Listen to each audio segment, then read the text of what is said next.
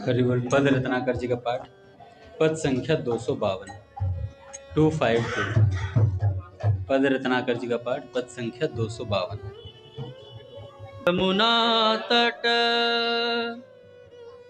सन्निकट कुंज में,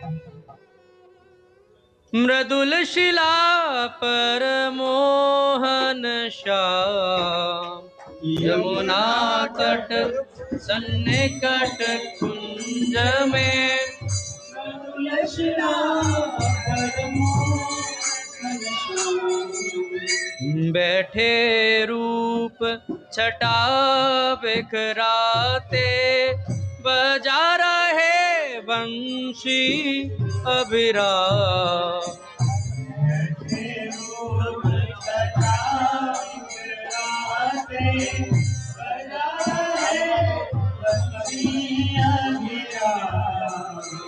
सजी सजाई चली जा रही गोपी लेकर में मटकी।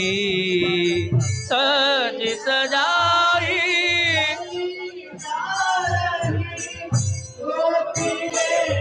कर में मटकी, जल भरने सुन मुरली ध्वनि वह रही राह में ही अटकी। जल भरने सुन मुरली ध्वनि वह रही राह में ही अटकी। खिंची लोहा चुंबक सी मुनि मन, मोहन मुख माधुर्य निहार। लोहा चुंबक सी मुनि मन, मोहन मुख माधुर्य निहार। जा बैठी विमुग्ध विस्मित सी, भूल भवन तन मन संसार।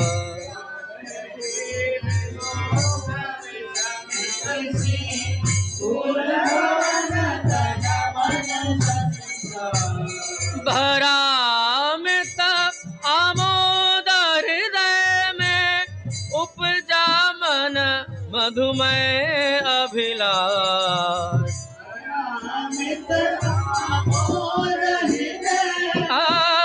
उपजा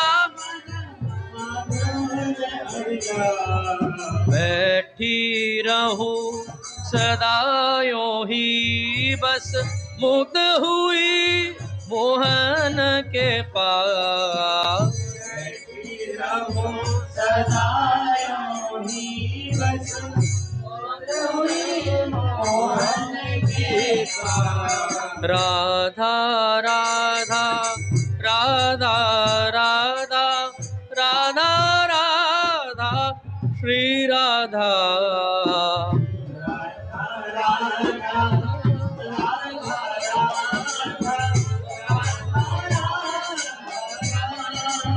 राधा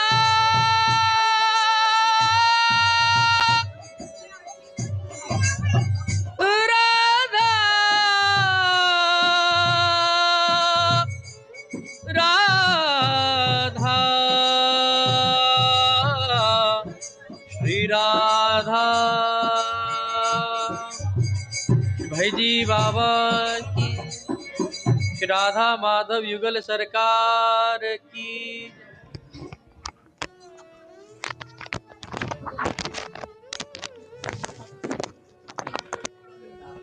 बोले श्री भाई जी महाराज की जय।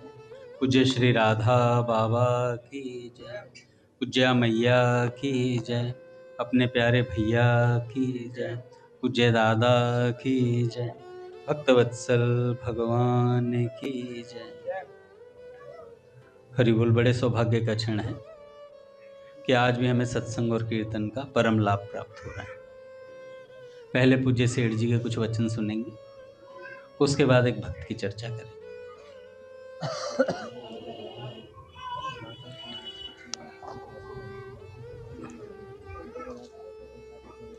सेठ जी कहते हैं, भगवत प्रेम की प्राप्ति और वृद्धि के विविध साधन।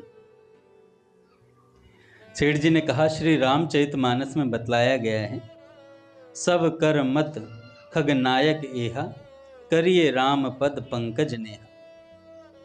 इस संसार में मनुष्य का सबसे बड़ा असली स्वार्थ इतना ही माना गया है कि वह भगवान गोविंद में अनन्य भक्ति, अनन्य प्रेम प्राप्त करे।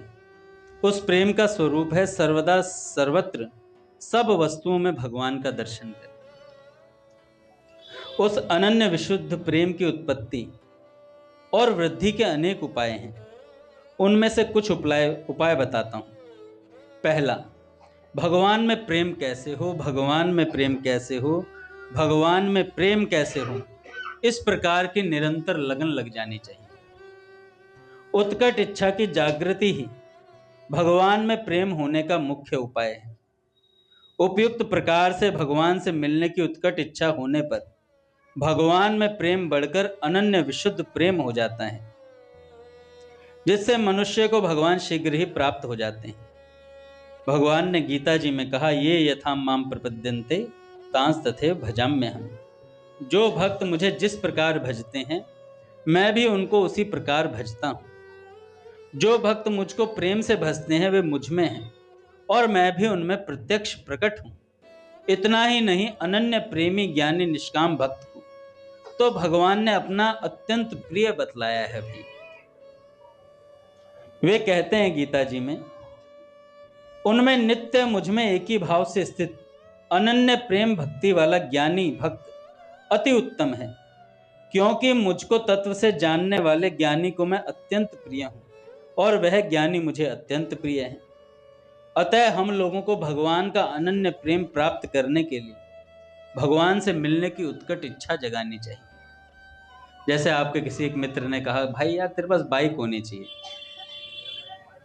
तेरे पास बाइक होनी चाहिए आशीष ने उसी दिन से बाइक का चिंतन शुरू कर दिया। यार बाइक तो सही कह रहे हैं यार, पैदल जाता हूँ, मेट्रो तक जाना पड़ता है, फिर उसके बाद मेट्रो में लद के फिर मेट्रो से उतर के फिर ऑफिस जाना पड़ता है पैदल। बाइक होती तो ना मेट्रो थी ना पैदल जाना था, तो बाइक चाहिए। फिर बाइक का चिंतन प्रारंभ हो जाता है। सुबह शाम घूमते फिरते, बाइक होती तो यार अभी मैं फटाफट सब्जी ले आता भाग के, बाइक होती तो फलानी जगह चला जाता। धीरे धीरे बाइक की उत्कट इच्छा होती है, फिर घर वालों से बात रखी जाती है, पापा पल्सर, पापा कह रहे हैं बेटा साइकिल दिला दूं। पर चाह ऐसी हो जाती है फिर घर वालों से भी तनातनी, खाना नहीं खाऊंगा मैं जब तक बाइक नहीं आएगी। अब हमारे हरियाणा जैसे होते तक मत खा, बच रहा है अनाज बचेगा, कोई जिद पूरी नहीं होगी। पर आजकल के बच्चे जिद कर लेते हैं, पापा भी लूरू पूरू करके प्रेम करते हैं तो वो ले ही आते हैं जिद कर। तो बात यह है कि उत्कट इच्छा कैसे उत्पन्न होती है, बराबर चिंतन करने से। हम ये चिंतन करेंगे कि भगवान में प्रेम कैसे हो, भगवान में प्रेम कैसे हो, तो एक ना एक दिन ऐसी उत्कट अभिलाषा होगी कि भगवान में प्रेम हो जाएगा हमारा। उत्कट इच्छा से अनन्य विशुद्ध प्रेम हो जाता है, जिससे भगवान प्रकट हो जाते हैं। श्रीमद् भागवत दशम स्कंद के 32वें अध्याय में बतलाया गया है कि भगवान श्री कृष्ण के वियोग में जब गोपियां अत्यंत आतुर हो गईं, तब भगवान प्रकट हो गए। भैया श्री रामचरितमानस में देखिए, जब भगवान श्री राम के दर्शन के बिना भरत जी व्याकुल हो गए, तब भगवान भी भरत से मिलने के लिए आतुर हो गए। भक्त विभीषण ने घर चलने के लिए विनय की, परंतु भगवान लंका में नहीं गए और अश्रु पूरित नेत्रों से युक्त हुए कहने लगे, तोर कोस ग्रह मोर सब, सत्य वचन सुन भ्रात, भरत दशा सुमिरत मोहे, निमिष कल्प समजात। बीते अवधि जाऊं जो जियत न पाऊं वीर, सुमिरत अनुज प्रीति प्रभु पुनि पुनि पुलक शरीर। तदनंतर भगवान ने तुरंत अपने आगमन की सूचना हनुमान जी के द्वारा भिजवाई भरत जी के पास। उस समय की भरत जी की दशा बिल्कुल अलग थी भैया। गोस्वामी जी ने कहा, राम विरह सागर में भरत मगन मन होत। विप्र रूप धरी पवन सुत, आए गयऊं जनुपोत। बैठे देख कुशासन जटा, मुकुट कृस गात, राम राम रघुपति जपत, श्रवण श्रवत नयन जल जात। तो ऐसे नाम जपना चाहिए जैसे भरत जी जपते हैं भैया, राम राम राम, और दशा नेत्रों से आंसू निरंतर बहते हैं। राम जी भी भरत जी का भजन करते हैं, भरत भरत भरत भरत भरत। भय सुन नहीं पाते, भय के बाद कर रहा है और तय नहीं सुन पाए, उससे पहले तो नेत्र भर आते हैं। जब मनुष्य भगवान के विरह में व्याकुल हो जाता है, भगवान से मिलने की उत्कट इच्छा उसके हृदय में जागृत हो जाती है, तब भगवान उस भक्त के पास आए बिना नहीं रह सकते। अतः भगवान के मिलने में तीव्र इच्छा ही प्रधान हेतु है। संसार के पदार्थ तो उनके मिलने की तीव्र इच्छा होने पर भी यदि प्रारब्ध न हो तो नहीं मिलते। जैसे कोई निर्धन है और धनी होने की इच्छा करता है, तो इच्छा मात्र से धनी नहीं बन सकता। कोई रोगी शीघ्र निरोग होना चाहता है, पर इच्छा मात्र से उसके रोग का नाश नहीं होता। मरणासन मनुष्य अधिक काल तक जीना चाहता है, पर वह इच्छा मात्र से जी नहीं सकता। इसी प्रकार मनुष्य संसार के किसी भी पदार्थ की इच्छा करे तो इच्छा करने मात्र से उसे पदार्थ प्राप्त नहीं हो सकते। पहले क्या करेगा? पुरुषार्थ करेगा, और फिर प्रारब्ध में होगा तो मिलेगा, नहीं तो पुरुषार्थ व्यर्थ चला जाएगा। क्योंकि संसार के सभी पदार्थ क्षणभंगुर हैं, नाशवान हैं और जड़ हैं, एवं प्रारब्ध के अधीन हैं। इस कारण वे इच्छा करने मात्र से नहीं मिल सकते। मनुष्य स्वयं ही अर्थ और अर्थ आश्रित जड़ पदार्थों को चाहता है, पर पदार्थ जड़ होने के कारण मनुष्य को नहीं चाहते। जब महाराज युधिष्ठिर भीष्म पितामह जी के साथ युद्ध करने की आज्ञा और आशीर्वाद प्राप्त करने के लिए उनके पास गए, तब भीष्म जी ने उनसे कहा, युधिष्ठिर, पुरुष अर्थ का दास है, पर अर्थ किसका दास? अर्थ किसी का दास नहीं है। यह सच्ची बात है। मैं कौरवों के द्वारा अर्थ से बंधा हुआ हूं। भीष्म पितामह जी ने कहा, किंतु भगवान तो चेतन हेतु रहित दयालु और परम प्रेमी हैं। वे अपने प्रेमी के पुकारने पर उससे मिले बिना रह कैसे सकते हैं? दिव्य गुण संपन्न सगुण भगवान का मन से आह्वान करके उनके साथ वार्तालाप करने एवं उनके दर्शन, स्पर्श, भाषण, चिंतन आदि को रसमय, प्रेम में, आनंद में समझकर उनसे रमण करने से भगवान में प्रेम हो जाता है। अब कहते भगवान आ ही जाए तो फिर दर्शन, भाषण, स्पर्श ये हमें कैसे मिलेगा? भावना करनी है इसकी कि भगवान मुझे दर्शन दे रहे हैं, मैं भगवान को स्पर्श कर रहा हूं। ये भावना करते करते एक दिन भगवान प्रत्यक्ष हो जाएंगे। भगवान का स्पर्श हाथों के लिए, भगवान की वाणी कानों के लिए, उनकी दिव्य गंध नासिका के लिए और उनका दर्शन नेत्रों के लिए अमृत के समान परम मधुर आनंददायक है। ऐसा समझकर भगवान के अंगों का अपने हाथों से स्पर्श करना हाथों के द्वारा रमण है। उनकी अमृतमयी वाणी सुन सुनकर मुग्ध हो जाना कानों के द्वारा उनका रमण है। उनकी दिव्य गंध से तृप्त होना नासिका के द्वारा प्रभु का रमण है, और नेत्रों से उनका दर्शन करके रूप माधुरी का पान करना नेत्रों के द्वारा प्रभु से रमण है। इसी प्रकार मन, बुद्धि, इंद्रियों के द्वारा भगवान के साथ संबंध करके तन्मय होने से भगवान में प्रेम बढ़ता है। अब सब इंद्रियों से अगर भगवान को ग्रहण किया जाएगा तो क्या बन जाएगा? गोपी बन जाएगा। भगवान श्री कृष्ण ने गीता जी में बतलाया, मत चित्ता मदगत प्राणा बोधयंत परस्पर। निरंतर मुझ में मन लगाने वाले, मुझ में ही प्राणों को अर्पण करने वाले भक्तजन मेरी भक्ति की चर्चा के द्वारा आपस में मेरे तत्व और रहस्य और प्रभाव को जानते हुए, गुण और प्रभाव सहित मेरा कथन करते हुए निरंतर संतुष्ट होते हैं और मुझ वासुदेव में ही निरंतर रमण करते हैं। भक्तिमती गोपियां इसी प्रकार भगवान में ही रमण करती हुई उनके प्रेम में मुग्ध हो जाया करती थी। गोपियों का मन श्री कृष्ण में हो गया था। उनकी वाणी से श्री कृष्ण चर्चा के अतिरिक्त और कोई बात नहीं निकलती थी। उनके शरीर से केवल श्री कृष्ण के लिए और केवल श्री कृष्ण विषयक चेष्टाएं हो रही थी।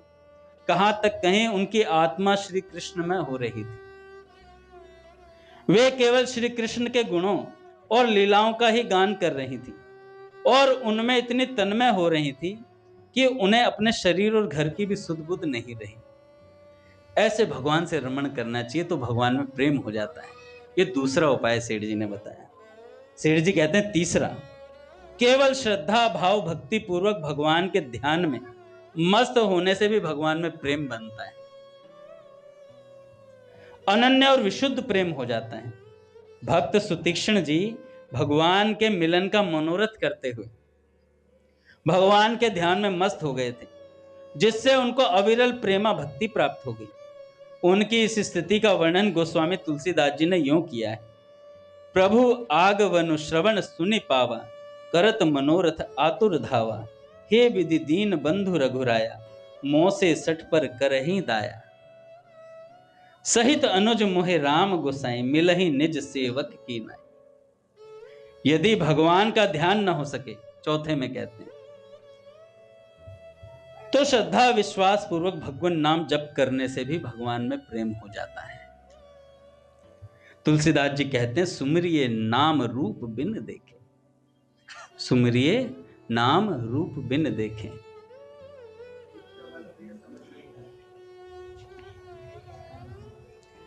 तीसरा, केवल श्रद्धा भाव भक्ति पूर्वक भगवान के ध्यान में मस्त होने से। सुतीक्ष्ण जी ने सुना कि राम जी आ रहे हैं, तो राम जी आए नहीं हैं, उससे पहले भगवान के ध्यान में मस्त हो गए, तो इससे भी भगवान में प्रेम बनता है। ध्यान से, ध्यान में मस्त हो जाने से। ध्यान वो बोलते कैसे हैं, चतुर्भुजी रूप दिखाते हैं, वो कहते नहीं मेरे राम लक्ष्मण। सुतीक्ष्ण जी को राम जी अपना चतुर्भुज रूप दिखाते हैं। बार बार ध्यान टूटता है, मेरे राम जी और लक्ष्मण जी कहाँ हैं, ऐसा पक्का ध्यान था उनका। तो ध्यान में मस्त होने से भी, तो ऐसे सुतीक्ष्ण जी की तरह अगर ध्यान करेंगे, मस्त रहेंगे, तो भगवान अति प्रसन्न होते हैं और अपने प्रेम प्रदान कर देते हैं। चौथा कहा, यदि भगवान का ध्यान न हो तो भगवान नाम पर अटक जाओ। भगवान नाम से प्रेम हो जाता है। सुमरिये नाम रूप बिन देखे, आवत हृदय स्नेह विशेष। नाम की महिमा बतलाते हुए और भी कहते हैं गोस्वामी जी कि सुमरि पवन सुत पावन नामु, अपने बस कर राखे रामु। अच्छा, कितना प्रेम है गोस्वामी जी का। ये नहीं कहते अपने बस कर राखे राम, नहीं बोला। एक संत बताते करे रामू, तो किसी को जब बहुत घनिष्ठ होता है ना, तो उसका नाम हम चेंज कर देते हैं। जैसे गिरधर है, गिरधू। तो गोस्वामी जी का इतना अपनापन है राम जी से, रामू बोलते हैं। सुमरि पवन सुत पावन नामु, अपने बस कर राखे रामू। कहो कहां लगी नाम बढ़ाई, राम न सकी ही नाम गुण गाई। इसी प्रकार अगले पॉइंट में कहते हैं सेठ जी, अच्छा देखो ये सब बातें कौन बता रहे हैं। हम कहते हैं ना सेठ जी तो ज्ञानी थे, ये सेठ जी प्रेमी हैं, ये सेठ जी बता रहे हैं सारी बातें। और ऐसे अद्भुत प्रेमी हैं इनका। सेठ जी सदा भगवान के नाम रूप गुण लीला इसी में रमण करते थे। एक जगह सत्संग खत्म हुआ, अगले घंटे में दूसरे बंदे तैयार रहते थे सत्संग के लिए। ऐसे ही चलता था। रात में 12 से 1 करा, 1 से 2, फिर 2 से 3 और 3 से 4 और फिर सीधा नित्य स्तुति तैयार। सीधा नित्य स्तुति। किसी ने सेठ जी को सोते हुए नहीं देखा कभी। ऐसा चस्का था सेठ जी को। सेठ जी के गुरुजी आए, कह रहे जय दयाल, मैंने सुना तो बहुत बड़ा महात्मा बन गया। तो सेठ जी ने कहा कि नहीं नहीं गुरुजी, आपके सामने क्या महात्मा। कह रहे नहीं मैंने सुना है, तो कोई चमत्कार दिखा के दिखा। तो उन्होंने कहा बताओ क्या मांगते हो गुरुजी, क्या चमत्कार देखना चाहते हो। तो गुरुजी भी तो गुरुजी ने कहा कि गुरुजी भाई संसारी थे, उन्होंने सहज भाव से आकर कहा सामने मटके पड़े, ये हवा में उड़ जाएं, ये हवा में उठ जाएं। सेठ जी ने कहा बस इतने में मान जाओगे। कह रहे हाँ इतने में चमत्कार मान जाऊंगा। सेठ जी ने हाथ किया और वो ऊपर हवा में हो गए मटके। अच्छा, उस समय सेठ जी से कहते सेठ जी भगवान दिखाओ, सेठ जी भगवान दिखा देते। ऐसी सामर्थ्य थी सेठ जी। अच्छा, सेठ जी के चेले भी पक्के हुए हैं। आप देखिएगा सेठ जी के सत्संग में, अपने राम प्रकाश भैया को देखो, मेड़ता वाले, क्या प्रचार करते हैं भैया। बिल्कुल गीता भवन से भी टॉप क्लास का माहौल है शायद वहां पर मेड़ता में। सुबह वही नित्य स्तुति, वही सत्संग स्वामी जी का, फिर वही उसी के तरीके से प्रभात फेरी वगैरह सब चीजें, और पूरा दिन सत्संग गौ सेवा, सत्संग गौ सेवा। उन्हीं के ठाकुर जी सुसु करते हैं?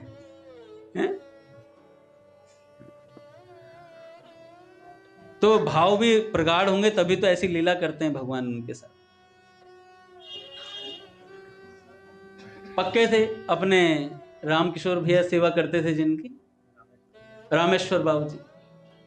सुबह 4 बजे रामकिशोर जी के मुंह पे पानी गेर देते थे, ठंड हो या गर्मी। वो सेवा करने के लिए रात में वहां रुकते थे, सुबह पानी गेर देते थे, उठ भजन कर। पट खोलेंगे महाराज। श्री राम जय राम जय जय राम,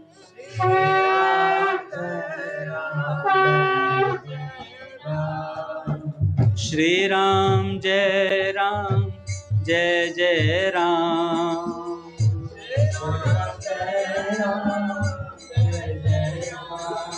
जय जय श्यामा जय जय श्याम,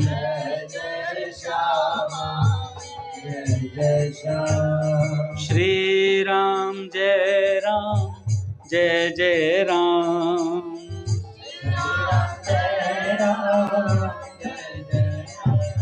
श्री राम जय जय राम।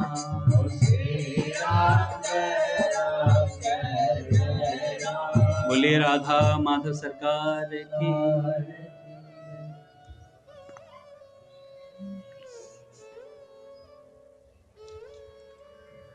एक भक्त कह रहे थे कि अंगद जी आप सत्संग पढ़ करके सुनाते हो। तो मैंने कहा कि आपको पता नहीं मैंने पढ़ करके कितनी पुस्तकें सुना दी आप लोगों को। आपको पता ही नहीं चला होगा गीता प्रेस की कितनी पुस्तकें पढ़ गई। इस पुस्तक का भी नाम आप पढ़ोगे तो आप कहोगे, फिर किसी दिन कहोगे हाँ भैया हमने पढ़ी है। पुस्तक का नाम है प्रेम योग का तत्व, सेठ जी की बहुत प्यारी पुस्तक है, प्रेम योग का तत्व। पता ही नहीं चलेगा कि कब कितनी पुस्तकें पढ़ ली। ये तो सुन ली, वैसे तो इश्यू होगी नहीं लाइब्रेरी से, चाहे चूहे खा जाएं, पर इश्यू करानी चाहिए भैया, पुस्तक पढ़नी चाहिए। गोपाल तूने आज तक पुस्तक इश्यू कराई? तेरा नाम नहीं देखा मैंने, कराई है? अच्छा फिर ठीक है। तो कहाँ थे हम? हैं? हाँ, रामेश्वर बाबू जी। एक दिन सुबह सुबह हम पहुंच गए। रामेश्वर बाबू जी अपना हीटर जला करके और माला जप रहे थे। यूं हिल रहा था, रामकिशोर सामने बैठा था, इसको उठाया अभी पानी गिर के। तुझे भैया को पड़ा। कई बार बताता हूँ, मैंने कहा बाबू जी कुछ कृपा कर दो। कह रहे यहाँ सेठ जी के यहाँ भिखमंगों का काम नहीं, कमा के खाओ। कह रहे मैंने कहा कमा के खाओ? कह रहे हाँ खुद खाओ, करो नाम जब, कमाओ और खाओ। कह रहे सेठ जी यहाँ भिख मंगे नहीं आते थे, सेठ जी कहते थे नाम जब करवाते थे। कहते हर संडे को छुट्टी होती थी। कह रहे सुबह 10 बजे बोरिया बिस्तरा पैक करके प्रसाद वगैरह पैक करवा देते थे। कहते 7 नंबर पहुंच जाओ सारे के सारे, वहीं सत्संग होगा। सत्संग के बाद जो सत्संग में बोला जाए उसका ध्यान करना है शाम के 5 बजे तक। फिर 5 बजे अपना वापस आना होता था। ये नहीं है संडे तो बंदा सो ही रहा है, कह रहे थक गए। संडे को तो स्पेशल क्लास होती थी कि 6 दिन सत्संग के साथ व्यवहार करने की शिक्षा संडे को दी जाती थी। तो सेठ जी सुबह 10 बजे भेज देते थे भोजन वगैरह लेकर के।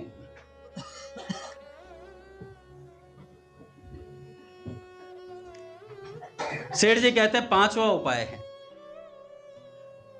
केवल कीर्तन से भी भगवान में अनन्य प्रेम हो सकता है और विशुद्ध प्रेम हो जाता है, जिससे भगवान प्रत्यक्ष दर्शन दे देते हैं। सुना जाता है जब चैतन्य महाप्रभु जी कीर्तन किया करते थे तब वे प्रेम में इतने मग्न हो जाते थे कि पशु भी उनके कीर्तन को देखकर सुनकर नाचने लग जाते थे। तथा जब भक्त नरसिंह मेहता झांझ करताल आदि लेकर केदार राग में भगवान के गुण गाते थे, तब भगवान के प्रेम में इतने मुग्ध हो जाते थे कि भगवान उनके सन्मुख प्रकट हो जाते थे।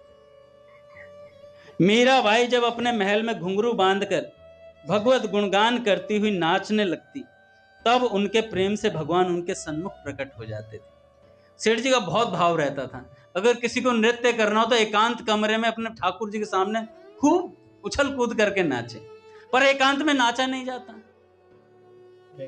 कोई देखता नहीं ना।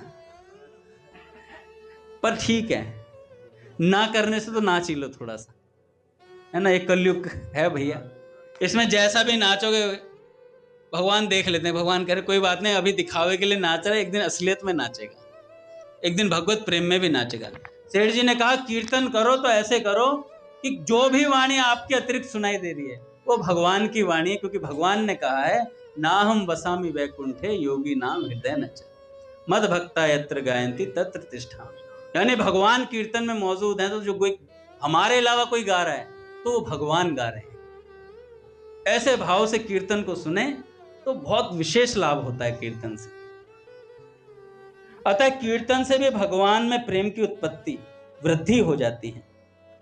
श्रीमद् भागवत में आया है, जो श्रद्धालु मनुष्य इस प्रकार नियम पूर्वक आचरण करता है उसके हृदय में अपने प्रियतम प्रभु के नाम कीर्तन से भगवत अनुराग उत्पन्न हो जाता है, उसका चित्त द्रवित हो उठता है, वह साधारण लोगों की स्थिति से ऊपर उठ जाता है और स्वभाव से ही मतवाला सा होकर कभी खिलखिलाकर हंसता है। भगवत प्रेमी जो होता है कभी खिलखिलाकर हंसता है तो कभी फूट फूट कर रोने लगता है। भगवत प्रेमी कभी ऊंचे स्वर से भगवान को पुकारता है तो कभी मधुर स्वर से उनके गुणों का गान करने लगता है और कभी कभी भगवान को अपने सन्मुख अनुभव करके उन्हें रिझाने के लिए नृत्य भी करने लगता है। छठा कहते हैं सेठ जी, प्रेम कैसे होगा भगवान में? भगवान की लीलाओं और भक्तों के चरित्रों का एवं गीता जी, भागवत जी, रामायण जी आदि भक्ति भावपूर्ण शास्त्रों का अर्थ और भाव समझते हुए अध्ययन करने से भी भगवान में अनन्य प्रेम हो सकता है, क्योंकि भगवान के और उनके भक्तों के दिव्य गुण और अलौकिक प्रभाव का अध्ययन करने पर उनका तत्व रहस्य समझ में आता है, जिससे श्रद्धा विश्वास की वृद्धि होकर भगवत प्रेम की प्राप्ति होती है। जो मनुष्य इस प्रकार धर्म में हम दोनों के संवाद रूप गीता शास्त्र को पढ़ेगा, भगवान ने कहा, उसके द्वारा भी मैं ज्ञान यज्ञ से पूजित हो जाऊंगा, ऐसा मेरा मत है। उसके बाद कहा सेठ जी ने, सातवां भाव, सत्पुरुषों के संग से भी भगवान का प्रेम प्राप्त होता है। सत्पुरुषों से भगवान के गुण प्रभाव तत्व रहस्य की बातों को सुनने पर मनुष्य का भगवान में अतिशय अनुराग हो जाता है। पूज्य मलुकपीर सरकार कह रहे थे, संत में आसक्ति भगवान को प्रकट कर देती है, संत में आसक्ति भगवान को प्रकट कर देती है। एक ऐसे ही भक्त हुए बड़े विलक्षण, पूज्य महाराज जी सुना रहे थे कि भगवत कीर्तन और भगवान के नाम में कितना बल होता है। एक भक्त के चरित्र से सुनिए। एक भक्त हुए सुधनवा भक्त। अपने महाभारत में एक घटना हमने सुनी, पूज्य भैया जी के मुख से भी सुनी बहुत पहले, और इनके बारे में महाराज जी ने कहा कि भगवान के नाम की महिमा, वीरता, भक्ति और निष्ठा और दिव्य प्रेम इनमें लबालब भरा पड़ा था। चंपापुरी का राजा हंस ध्वज था और उनके पुत्र थे सुधनवा जी। चंपापुरी के राजा हंसध्वज धर्मपरायण, वीर और प्रजा का पिता समान पालन करने वाले राजा थे, और उनके पुत्र जो सुधनवा जी थे वो परम नाम जापक थे। एक बार युधिष्ठिर जी ने युद्ध खत्म होने के बाद अश्वमेघ यज्ञ करवाया और उसमें घोड़ा भेजा जाता है। जिस जिस राज्य से वो होकर निकलता है, तो जिस राज्य से निकलेगा उस राज्य का जो राजा होता है उसका अगर पूजन कर दे तो समझना चाहिए कि उसने मतलब दास्ता स्वीकार कर लिया उनकी। ऐसी बात होती थी। अब अश्वमेघ यज्ञ चल रहा है, भैया घोड़ा चल रहा है, और घोड़े के साथ साथ भगवान की सेना भी थी, पांडवों की सेना भी थी। और भगवान के पुत्र भी थे साथ में युद्ध करने के लिए, अर्जुन जी तो थे ही साथ साथ। तो जब घोड़ा निकलता तो जो हंस ध्वज जी थे उनको उनके राज्य के गुप्तचरों ने बताया कि ऐसे ऐसे अश्वमेध यज्ञ हो रहा है और पांडवों का घोड़ा इधर से आ रहा है। तो हंस ध्वज जी ने कहा कि बड़ी विलक्षण बात है, ये तो हम पर कृपा हो गई, बड़ी विलक्षण कृपा है, भगवान का दर्शन होगा, क्योंकि पांडव हैं तो भगवान तो होंगे ही वहां पर। तो गुप्तचरों से पूछा क्या श्री कृष्ण भी आ रहे हैं साथ में? तो उन्होंने कहा कि उनकी सेना तो है पर श्री कृष्ण नहीं है। कह रहे नहीं है तो उन्हें बुलाना पड़ेगा, उन्हें बुलाना जरूरी है। तो उन्होंने कहा क्या किया जाए? कह रहे उन्हें बुलाने के लिए घोड़े को रोका जाए, पूजा ना करी जाए उसकी, उसे रोक लिया जाए, बांध लिया जाए अपने पास। तो उन्होंने कहा महाराज युद्ध हो जाएगा। कहे हो जाएगा तो हो जाएगा, सेना की तैयारी करो युद्ध की। और इतना बोला, घोड़े को रोक लिया गया और युद्ध की तैयारी चालू।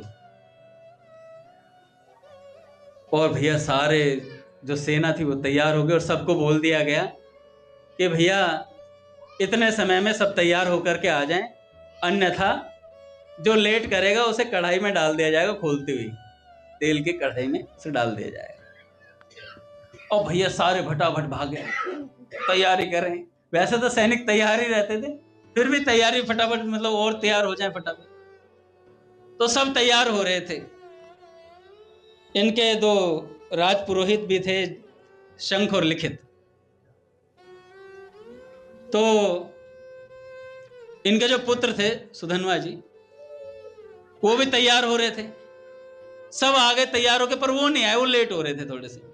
अच्छा, निकलते हुए उनकी धर्मपत्नी, नया नया विवाह हुआ था, तो वो तिलक कर रही थी और कुछ बातचीत कर रही थी। उस बातचीत में वो लेट हो गए। जब लेट हुए तो शंख लिखित जो थे वो बहुत चिढ़ते थे सुधन्वा जी से, क्योंकि सुधन्वा जी नाम जापक थे और कई बार जो शंख लिखित थे ये बड़े ज्ञानी थे, शास्त्र वगैरह सब इन्हें नॉलेज थी और नीतिज्ञ थे और राजा को सब सलाह दिया करते थे। तो कई बात सुधन्वा जी ने इनकी बात काट दी थी, तो बात कटने से वो चिढ़े पड़े थे। अब राजा ने कहा था कि भैया जो लेट होगा उसको खोलते हुए तेल में डाला जाएगा। अब वो थोड़ी लेट हो गए आने में।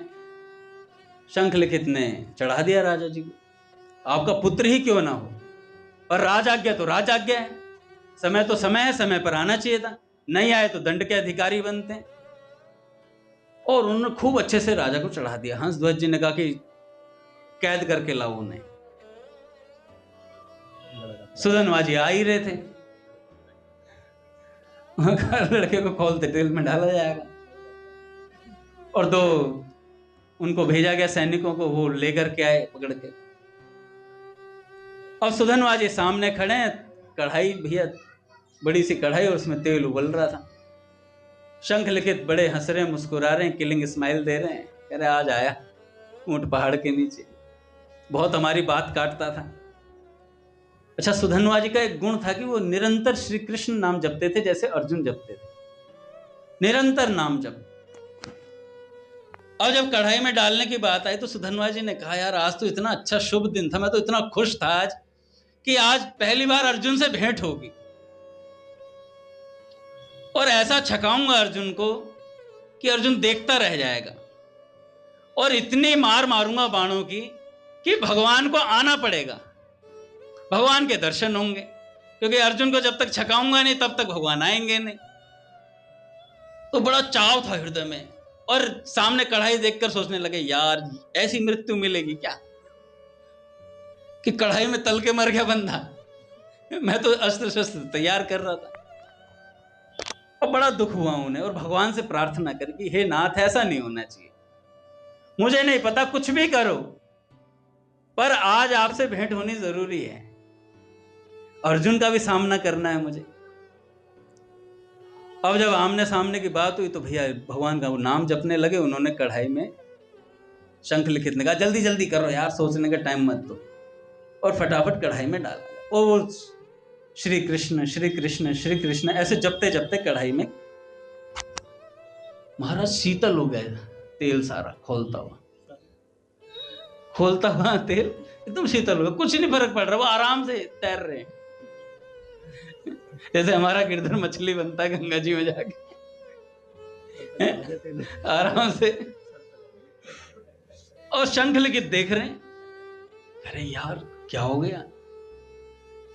तेल वाले से पूछ रहे हैं, भाई गरम ही था ये।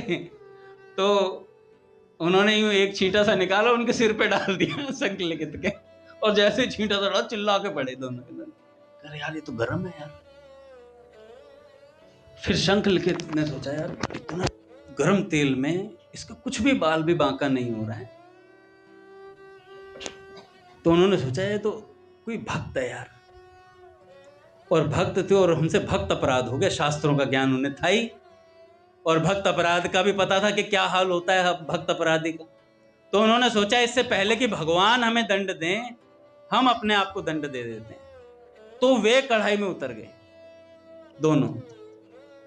अच्छा, जब वो दोनों उतरे तो सुधनवा जी ने प्रार्थना करी भगवान से नाम जपते जपते कि प्रभु ये गुरु हैं, इनका अनिष्ट नहीं होना चाहिए। और एक बार उतरे तो गर्म लगा था, पर जैसे प्रार्थना करी तो शीतल हो गया सब। और दोनों बाहर आए महाराज, और दोनों ने सीधा सुधनवा जी के चरणों में माथा टेक दिया। कहा कि ऐसी महिमा कहां से आ गई। तो महाराज जी बता रहे थे कि भैया नाम में ऐसा ही प्रभाव होता है। भक्त प्रहलाद के भी जो मित्रगण थे वो पूछते थे, तुम में ऐसा सामर्थ्य आता कहां से है कि तुम्हें हाथी से कुचलवाया जाता है, तुम्हें कुछ नहीं होता, ऊपर से फेंक दिया जाता कुछ नहीं होता है, कैसी ऐसी सामर्थ्य आई कहां से? तो भक्त प्रहलाद कहते हैं कि भैया ये निरंतर मैं श्री हरि का जप करता हूं, नाम जप से मुझे निरंतर मुझे सामर्थ्य प्राप्त होती है। तो सुधनवा जी ने नाम के बल पर गुरु जी को भी बचा लिया। अब भैया तैयारी हुई युद्ध की। सुधनवा जी बड़े प्रसन्न थे, कह रहे आज तो अर्जुन का ऐसा छकाया जाएगा, याद रखेंगे। अब अर्जुन के सामने पहुंचे महाराज, युद्ध शुरू हुआ। अर्जुन जी के सामने सुधनवा जी खड़े हैं सामने। अर्जुन जी आए, अर्जुन ने कहा कि बालक तू जानता ही नहीं आज तेरे सामने गांडीवधारी अर्जुन खड़ा है। तो उन्होंने कहा कि कोई बात नहीं, आप अर्जुन हो तो क्या हुआ, आज देख लेते हैं किसमें कितना दम है। और महाराज अर्जुन जी ने कहा सावधान, और एक से एक दिव्य अस्त्र छोड़ने शुरू करे। महाराज जी कह रहे थे कि सुधनवा जी ने ऐसे बाण चलाए कि उनके प्रत्येक बाण को तिल तिल करके तोड़ देते थे। 3 जो बाद में चलाए थे वो अलग थे, जिनके लिए प्रतिज्ञा कर रहे थे अर्जुन जी। उससे पहले जितने बाण चलाए तो महाराज जी ने कहा कि हर बाण को तिल तिल करके तोड़ देते थे। ऐसे बाण चलाते थे सुधनवा जी, और किसी को पता नहीं चलता था कितनी तेजी से वो बाण चला रहे थे। ऐसा हमने सुना है अर्जुन जी के लिए सव्यसाची दोनों हाथों से बाण चलाते हैं। और आज अर्जुन जी भी कंफ्यूज थे, कहते यार ये मेरे से भी तेज लग रहा है। तो बहुत देर तक युद्ध होता रहा।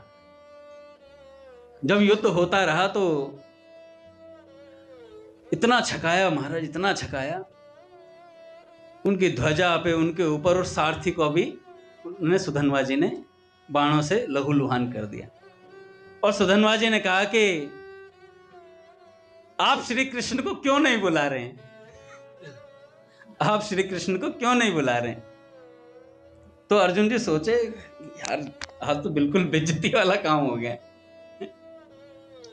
वही गांडीव है, वही मैं अर्जुन हूं, इतना बलशाली हूं, इतने दिव्य अस्त्र शस्त्र हैं, और ये हर बार तिल के मतलब ऐसे काट रहा है फटाफट फटाफट।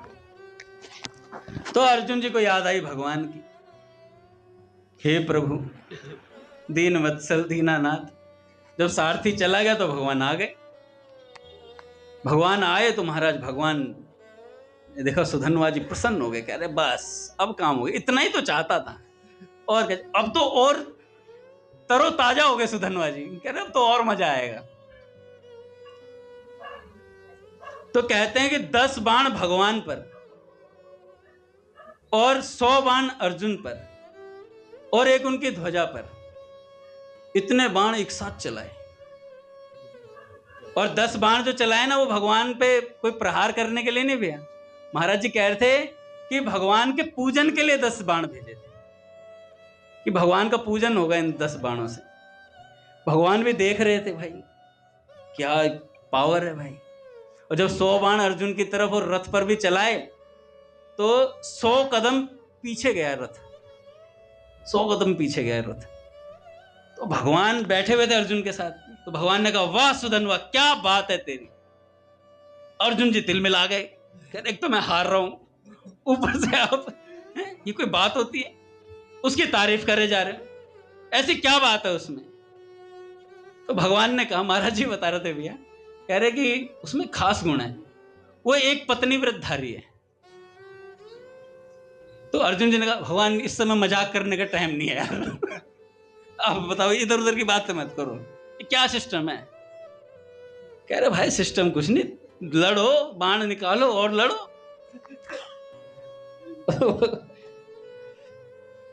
तो भगवान ने, सुधन्वा जी ने हंसकर कहा, अर्जुन ने कहा हे राजकुमार अब गांडीवधारी अर्जुन से युद्ध करो। युद्ध ही तो कर रहा था, अभी तो भगवान आए हैं, अभी तो और छकाया जाएगा। अर्जुन जी ने, महाराज सुधन्वा बोले अपने सारथी को याद करो। तो अर्जुन ने भगवान को याद, भगवान आ गए।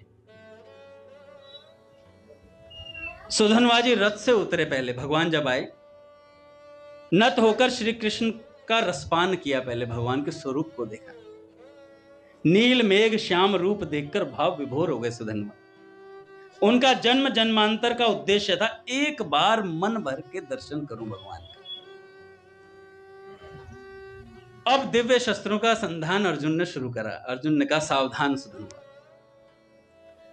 अर्जुन ने काल संदर्भित बाण चलाया। सुधन्वा बोले हमारे पास नाम है, महाकाल का भी महाकाल है।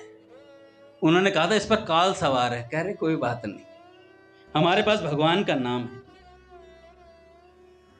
तो अर्जुन ने प्रतिज्ञा कर दी कि अब ये जो 3 बाण है ना इसमें कर दूंगा। तो पहला चलाया, कहा कि इस पर काल सवार है। तो उन्होंने कहा टेंशन मत लो, हमारे भगवान का नाम काल का भी काल है। पहला बाण चलाया, चकनाचूर कर दिया सुधन्वा ने। कह रहे यार गलत प्रतिज्ञा तो नहीं ले ली, आगे आगे हो जाए महाराज, सब भक्त बहुत जगह आ गया।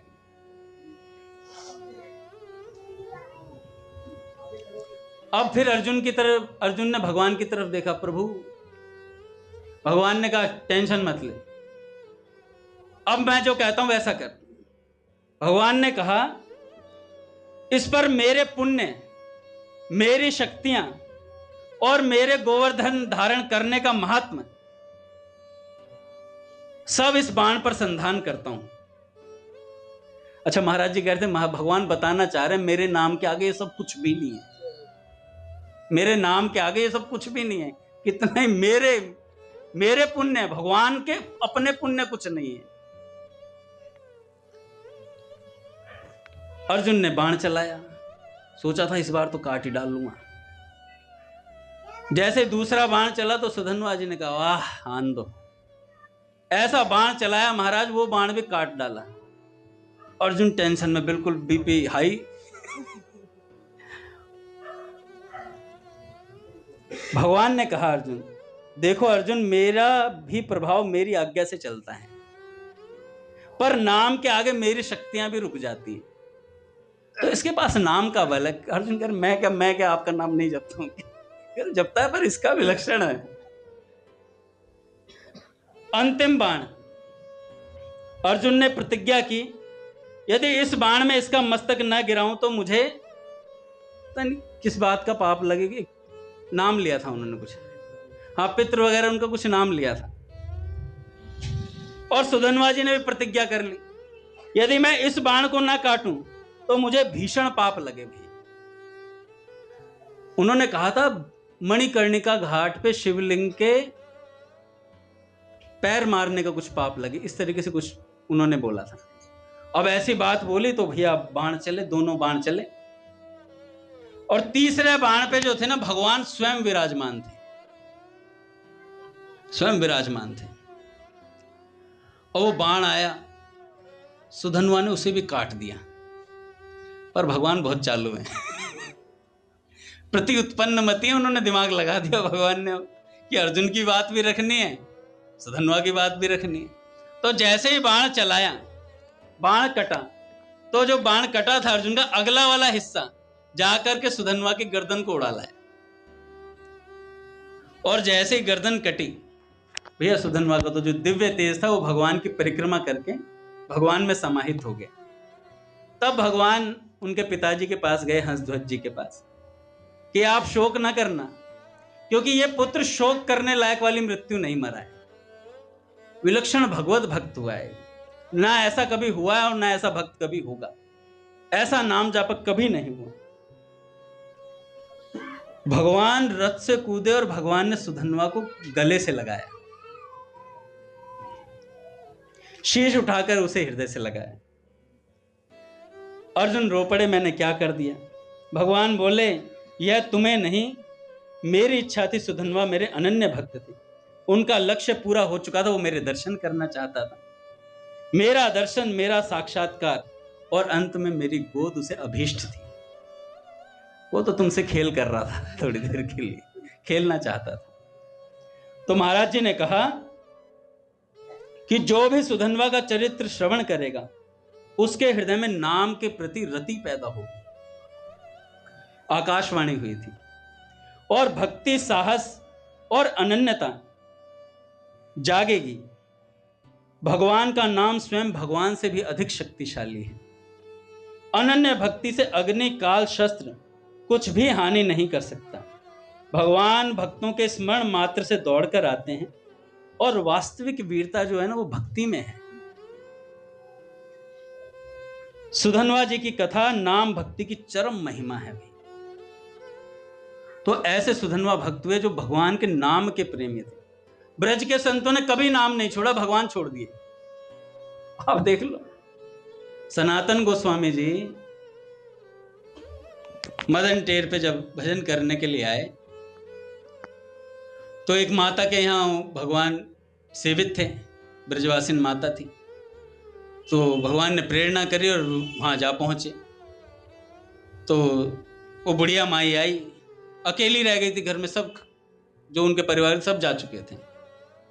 तो सनातन गोस्वामी जी ने कहा कि माता, अपने ठाकुर जी जो हैं वो हमें दे दो, वो हमसे सेवित हैं भैया, मदन मोहन जी, तो वो हमें दे दो। तुम बुढ़िया माई ने कहा कि बाबा गलती मत करियो, ये सब खत्म कर देता है, किसी को नहीं रहने देता है, मेरे घर में कोई नहीं बचा, अकेली हूं मैं। तो सनातन गोस्वामी जो वैसे ही एक लंगोटी में थे, कह रहे हम तो लुटा के ही आए हैं सब कुछ, हमारा क्या खत्म करेंगे। तो सनातन गोस्वामी जी ने कहा कि मैया दे दो। तो मैया ने दे दिए भैया। और ठाकुर जी आ गए इधर। और सनातन गोस्वामी जी बेचारे मधुकरी मांग के पाने वाले, उसमें भी महीने में एक बार मांगते, उसको जमुना जी के रज में गाड़ देते। उसके बाद कभी भूख लगती तो उसे जमुना जल में भिगो के पा लेते। ऐसी उनकी रहनी सहनी थी। अब ये ठाकुर जी चटोरे एक नंबर के। 2-3 दिन तो इन्होंने सूखे टिक्कर से खाए। तीसरे दिन कह रहे बाबा थोड़ा नमक वमक हो जाए, थोड़े स्वाद आना चाहिए रोटी में। बाबा ने कहा ठीक है भैया, मधुकरी में नमक मांग लेंगे। नमक आ गया। थोड़े दिन बाद फिर कह रहे थोड़ा घी भी होता तो थोड़ा सा गले से उतर जाती है, तो अटक रही है। बाबा ने कहा ठीक है भाई, घी भी आ जाएगा थोड़ा। गिरधर कह रहे बाबा चीला खिला दे। तो ठाकुर जी ने और डिमांड करी। तो सनातन गोस्वामी जी महाराज ने कहा कि भैया जयराम जी की है, हाथ जोड़ ली, प्रभु हमारा नाम जप रह जाता है, पूरे दिन आपके ये जो जीभ है ये डंक मारती रहती है। आपको तो 3 टाइम बढ़िया बढ़िया प्रसाद चाहिए, कभी घी मांग रहे हो, कभी कुछ मांग रहे हो। अपने से इतना नहीं होगा, अपना भजन छूट रहा है, आप कोई और जजमान चेता लो। अरे मैं यही चाहता था। जजमान चेताना उन्हें बहुत अच्छे से आता है। एक सेठ जा रहा था जमुना जी के रास्ते से, पहले जहाजों में सामान जाया करता था, तो क्या जा रहा था भैया, मुझे याद नहीं आ रहा। पता नहीं, केसर नहीं, कपूर था। नहीं, कपूर बाद में बन गया था, पहले कुछ और था, कुछ हल्की चीज थी शायद। नहीं, रुई नहीं थी। रुई इसलिए याद आ रही है कि आरती होने वाली है। भैया आ रहे हैं अभी, भैया कंफर्मेशन है मेरे पास।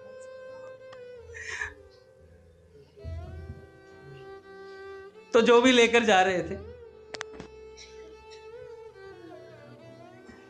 तो जहाज उनका भंवर में फंसा दिया भगवान ने। और भगवान ही वहां पर गए और बोला कि भैया अगर बचना चाहते हो तो यहीं पर कोई संत रहते हैं, उनके शरण लो, तुम्हारा काम हो जाएगा। हाँ, तो उन्होंने जाकर कहा भैया जो इसमें बचेगा वो सबका सब मदन मोहन जी की सेवा में लगा दिया जाएगा। भगवान ने कहा ऐसा ही तो चाहता था। तो वो जब भैया वो सामान जो था वो कपूर बन गया था बाद में, और वो महंगा, नमक था शायद, और वो कपूर बन गया, वो महंगा बिका था कपूर, शायद कुछ ऐसा ही था। वो कपूर बहुत महंगा बिका, तो इतना महंगा बिका, आज तक उसी से सेवा चल रही है। महाराज जी ऐसा कह रहे कि इतना महंगा बिका था, आज तक उसी से सेवा चल रही है, बताओ। तो ऐसा जजमान चेताए भगवान ने, अपनी व्यवस्था खुद कर ली। तो